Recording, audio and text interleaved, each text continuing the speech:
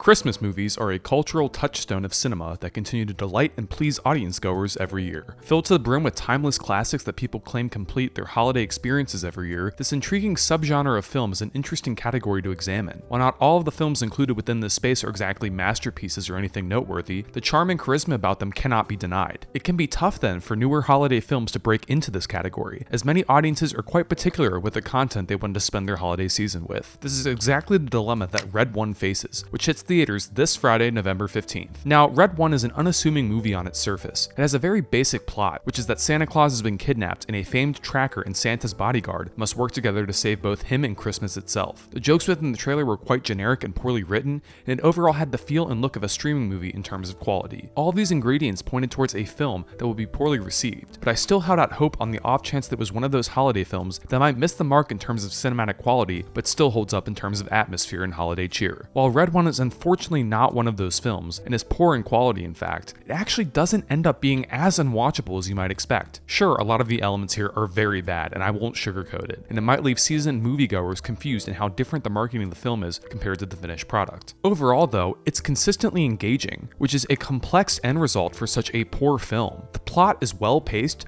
comedic moments, while formulaic and generic, are somewhat fun, and each cast member here is giving their all, which is commendable. Dwayne Johnson really does shine as an actor when he does more comically inclined roles like this that are smaller in scope, yet also substantial enough to leave a lasting impact. While he doesn't do anything different here from his usual routine, it's commendable that such a character as his was able to stick the landing in the overall product. Chris Evans is well cast as well, even if his character is given remarkably little to do outside one or two moments of genuine charm. His character serves no overall purpose to the plot, and it's the comedic relief character targeted with acting stupider than he appears on the surface. For context, this film is basically events happening relating to mythological creatures, and Evans' character runs around screaming "what?" a lot, which, don't get me wrong, can be funny when it's well done, but it's also an element that filmmakers need to balance with other types of humor. The over-reliance on this gag here might be the worst thing about the film, as Evans is such a complex performer but doesn't have any real moments to showcase this here whatsoever. Lucy Liu is fun as the operative in charge of finding Santa Claus, even if her character is also quite derivative from other such characters we've seen in movies like this. Even Kiernan Shipka is commendable as the antagonist here, delivering a chillingly cold and menacing feeling that actually carries some sinister weight with it. Right away, the movie wastes no time immersing audiences into the logistics of this vibrant holiday world and establishing the structure and role that Santa plays in the specific world. Although this is an interesting start to the film, it ends up feeling like a combination of other holiday films more than it does its own unique thing.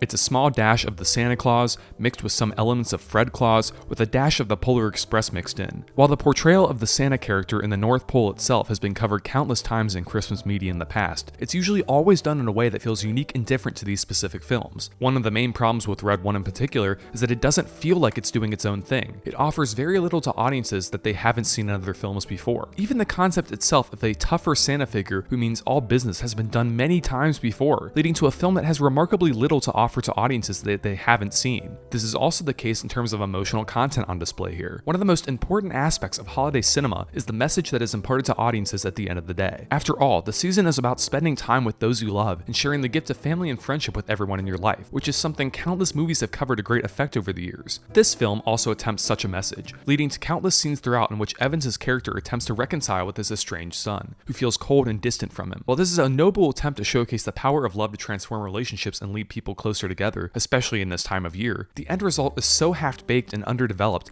that instead of remaining an effective message to the audience to take away, it drags down the plot overall and feels shoehorned in with no substantial meaning behind it. The visual effects are quite poor in certain sequences, and the film overall is one of those movies with no real present plot outside of the centralized characters moving from a location to location in order to progress the runtime, which is quite noticeable here. While the film might fail overall to deliver a worthwhile cinematic experience, the real interesting quality about the film is that, unlike the vast majority of quote-unquote bad cinema, it actually delivers a consistently entertaining experience overall. Granted, I'm not saying Red One is a good movie. Far from it, in fact. The amount of problems this film has that ultimately drag the end result down are too numerous to ignore. However, the film as a whole has a quality about it where it doesn't feel like it's taking itself too seriously. The action sequences are way over the top, the characterization overall is quirky, and even the jokes are written in a way where the derivative nature of the humor doesn't feel out of place for what the film is trying to do. I mean, when you're a film where a talking polar bear named Garcia wearing holiday-themed riot gear walks around for a lot of the runtime, are you truly striving to be a perfect movie in the first place? Red One might not be be a good movie overall, but to call it a complete waste of the cinematic experience isn't exactly accurate. Holiday cinema as a whole is a broad subgenre. There are many films I can think of off the top of my head relating to this theme that have a divisive reception among audience members. This is how I feel Red One will sit with audiences. While I can't say I enjoyed this one more than other films this year, and I don't think it's a particularly well-made movie in any aspect, I can think of worse ways to spend 2 hours. If you find yourself looking for some time to kill this weekend and beyond, and want a new film to put you into the holiday spirit, this is certainly going to do the trick. While it might not be joining the ranks of classic Christmas cinema, it's sure to delight those fans who want to experience a fun new holiday offering, regardless of how silly and juvenile the end result might be. That's why I'm giving Red One a 1.5 out of 5 stars. Red One releases in theaters everywhere this Friday, November 15th.